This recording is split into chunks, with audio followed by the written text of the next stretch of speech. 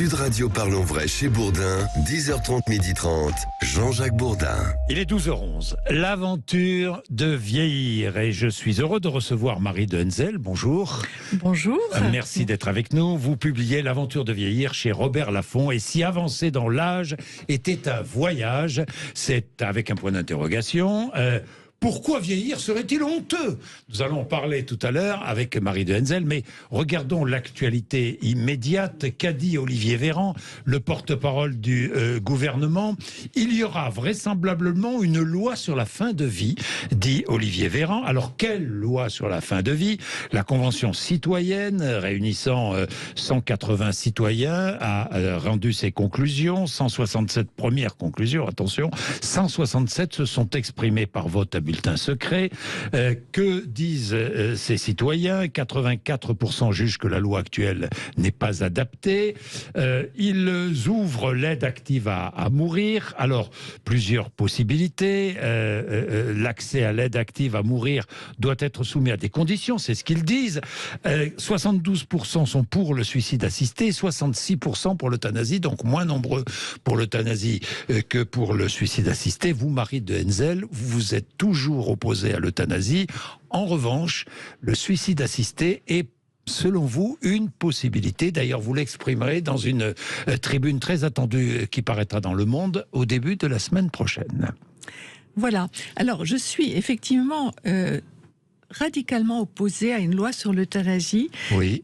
Tout simplement parce que il y a dans notre, il va falloir changer le code pénal. Oui. Il y a dans notre loi un interdit de tuer. Et c'est un interdit qui est très important dans une démocratie.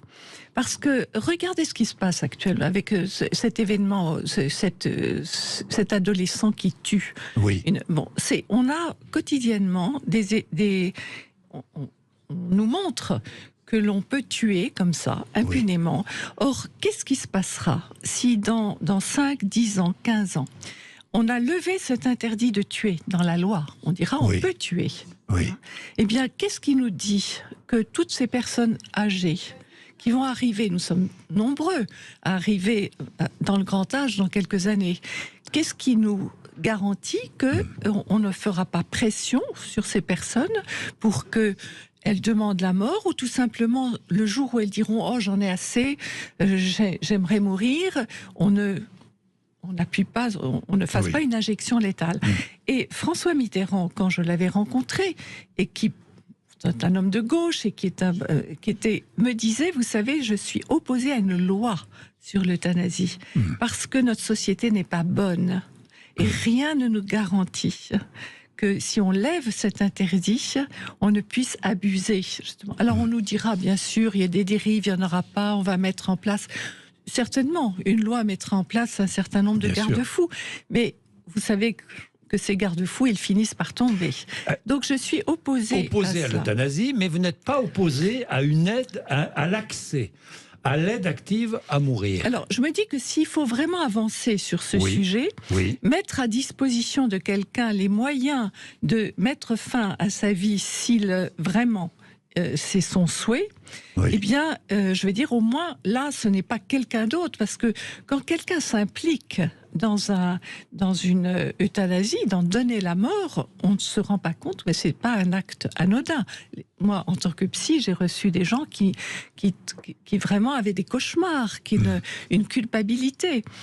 Donc, mettre à disposition, si, pourquoi pas, mais...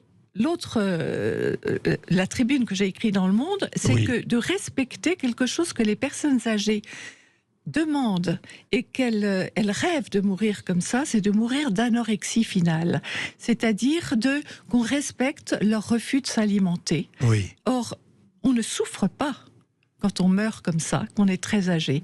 Mais dans notre société, vous savez, on fait une équivalence entre la nourriture et la vie. Et je trouve paradoxal qu'on trouve normal de faire une injection létale et qu'on ne respecte pas tout simplement ceux qui veulent s'enfoncer doucement, glisser doucement vers la mort. À ces personnes, donner la possibilité. Et de respecter cela. Et de respecter ce choix de fin de vie. Et évidemment, donc dans ces conditions, oui, à une aide active à mourir. Marie de Hensel. Hein, vous savez, parce que l'aide active à mourir, c'est un autre mot pour l'euthanasie. Bon, alors, parce que ce n'est pas une aide active à mourir que de laisser quelqu'un... Oui, c'est pas une aide active, mais c'est une...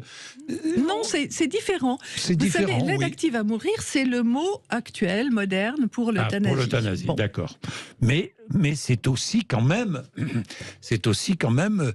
laisser le choix à la personne de se laisser mourir. De se laisser mourir, c'est ne pas la forcer à vivre. La forcer à vivre. Bien sûr. Hein, parce que bon, c'est bon. Et puis je suis évidemment pour le développement des soins palliatifs parce que je trouve catastrophique finalement en France que l'on n'ait pas mis tous les moyens. Oui. J'ai beaucoup défendu ces soins qui, je le sais, puis pour avoir été psychologue dans une unité de soins palliatifs, je sais que si avec des gens compétents qui ont vraiment une formation, ce que les médecins n'ont pas. Vous savez qu'aujourd'hui, vous avez des médecins qui ont 40 heures de soins palliatifs et de traitement de la douleur à leur actif et d'autres 2 heures. Alors, il y a vraiment un effort à faire à ce niveau-là. Bien. Là, nous parlons de la fin de vie. Mais dans votre livre, vous ne parlez pas de la fin de vie. Vous parlez de la vieillesse. Or, la vieillesse, et j'en profite pour rebondir, ne doit pas être considérée comme une fin de vie. Je m'explique. La vieillesse, vous parlez d'aventure. C'est plus qu'une aventure. C'est un moment de grâce, quelque part, Marie de Hensel. Alors, oui, le mot aventure, j'y tiens, parce qu'en fait, comme on a une image assez désastreuse, on parle de naufrage, en fait. Mais l'aventure, c'est vrai que l'aventure, c'est une inconnue. Quand vous partez à l'aventure, vous ne savez pas ce que vous allez trouver. C'est vrai qu'il y a des bonnes ou des mauvaises surprises. Mais en tout cas, il y a cette envie d'aller de l'avant. Et je trouve qu'aujourd'hui, cette image désastreuse qu'on a fait que des personnes ont tellement peur qu'au fond, elles sont paralysées et elles ne vivent même pas ce qu'offre la vieillesse. On redoute le déclin avant d'être vieux. Voilà, on le redoute avant d'être vieux. Alors que, effectivement, vieillir, c'est continuer à vivre. Évidemment, on va vivre des choses différentes.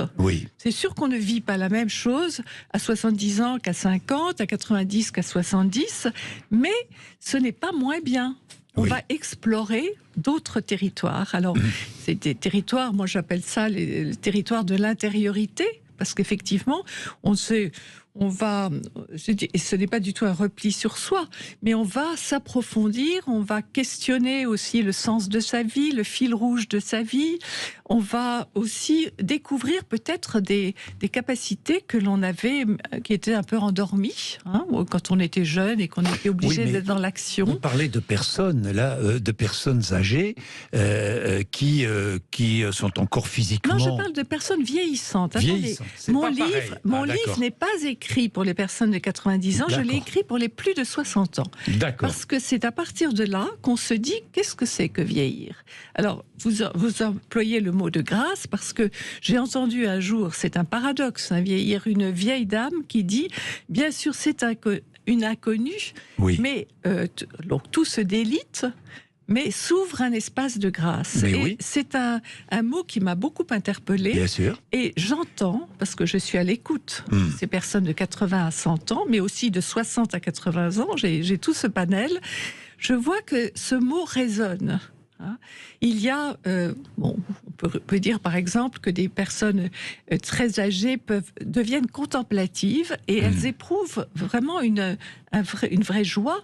Par exemple, dans la contemplation, tout simplement d'être assis sur un banc et de regarder un paysage. Ce que ne font pas les jeunes parce qu'ils font 1000 choses à la fois et qu'ils n'ont pas le temps. Donc ça, c'est un exemple. Oui, mais Marie de Hensel, très bien, mais les personnes âgées, les vieux, disons le mot, parce qu'il ne faut pas avoir peur du mot. Oui, moi je suis comme Laura Adler, je l'assume. Vous l'assumez. Je l'assume, je trouve que si d'ailleurs notre génération ne l'assume pas, On va dans le mur. Hein. On va dans le mur et c'est un signe de désespoir si on l'assume pas montré aux jeunes. Hein. Parce qu'attention, attention, le rôle des vieux dans notre société est essentiel, hein. Évidemment essentiel. Mais il y a des vieux qui sont bien physiquement en pleine forme, qui sont intellectuellement en pleine forme et qui donc ont la chance de pouvoir vivre ce que vous décrivez. Et puis il y a des vieux qui sont en difficulté et qui n'ont plus peut-être que ces ressources mentales pour accepter leur état.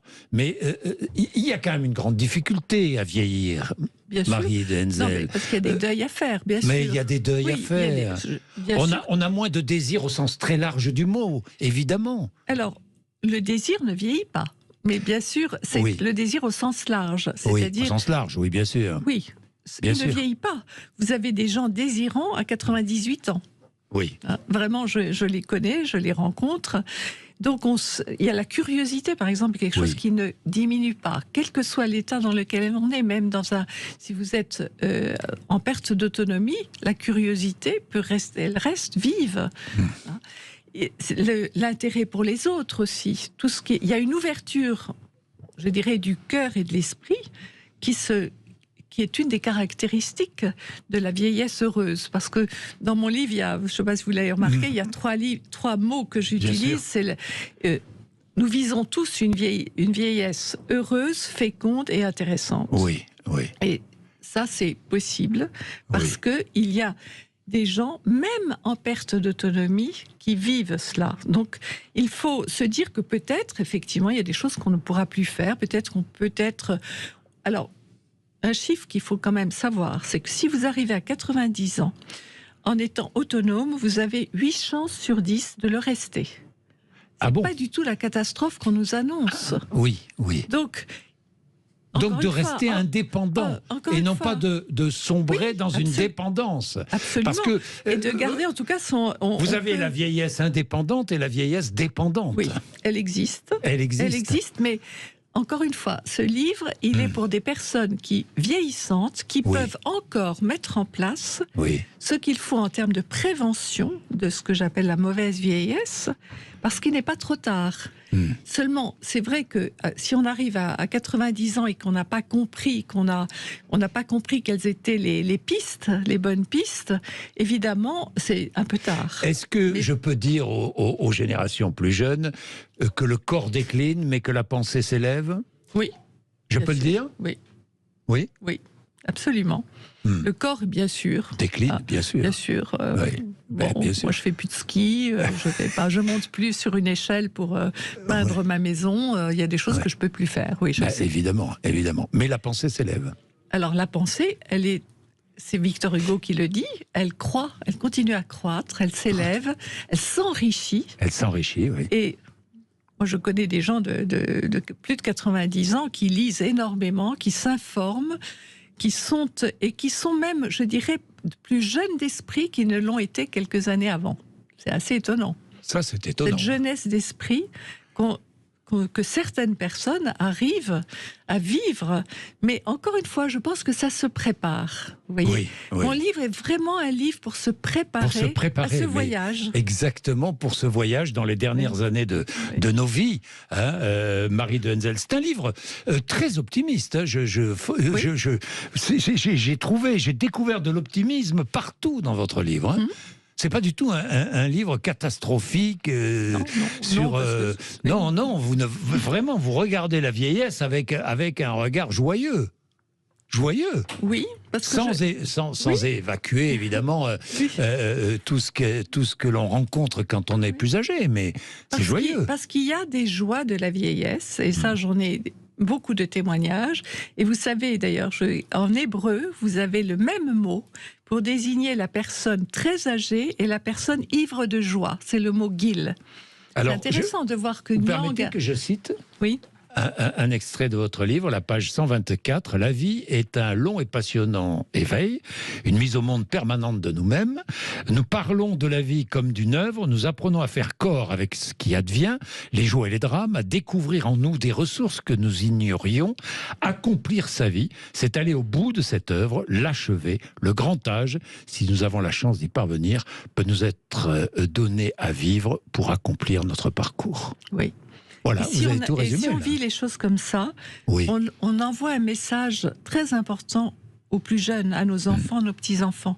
Parce qu'en fait, ils nous regardent vieillir, ils ont peur aussi. Ils se disent... et je pense que c'est la façon la plus légère que nous puissions avoir pour nos enfants oui. Le poids, vous savez, du vieillissement dans la société, il n'est pas seulement financier, il est psychologique. Il est psychologique. On sait que quand on a un parent âgé qui vieillit mal, ça pèse lourd. Bien sûr. Merci Marie de Henzel, merci pour ces réflexions, merci pour ce livre, L'aventure de vieillir chez Robert Laffont. Et si avancer dans l'âge était un voyage. Merci beaucoup. Il est 12h26. Merci de nous avoir accompagnés sur Sud Radio. André Berkoff.